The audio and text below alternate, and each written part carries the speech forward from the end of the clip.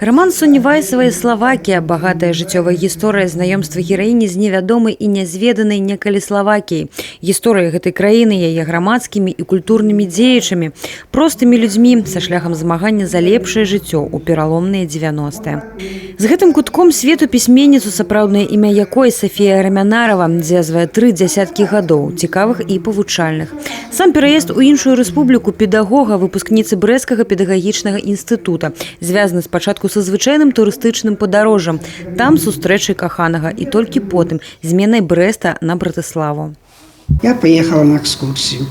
Вот на экскурсии в Братиславу я познакомилась с мужем, своим будущим, со словаком. Ну и так расстались, звонили, писали. И через год мы с ним поженились. Мне хотелось об этом всем рассказать. Кніга разлічана на шырокае кола чытачоў. У ёй шмат разваг, пытанняў, эмоцый, пачуццяў. Падкрэслена павага да Славацкай рэспублікі, якая прыняла беларуску, і, вядома, шчырае пачуццё кахання да роднай Брэшчыны. Невыпадкова тут і адбылася прэзентацыя рамана і дыялог з брэсцкімі чытачамі. Только сильный человек и такой целеустремленный, как Софья, может, по моему мнению, выдержать в другой стране, привыкнуть к обычаям. И это были 90-е годы. Прочитав книгу, больше начинаешь ценить свою родину, свой город, свои улицы. Пісьменніца наведвае радзіму з натхненнем. Першыя кнігі Софіі Рамянаравай, дарэчы, прысвечаны месцам, дзе прайшло дзяцінства.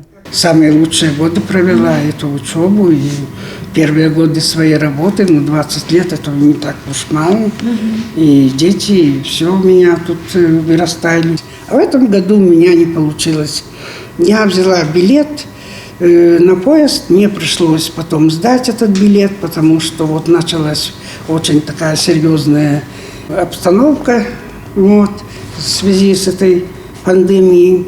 Гераіня рамана «Словакія» валявая моцная, справядлівая і накіраваная на лепшую будучыню. Нескладана здагадацца, што кніга раскрывае вобраз самой пісьменніцы. Софія Бережная, Юрий Плінда, тэлерадыёкампанія «Брэст».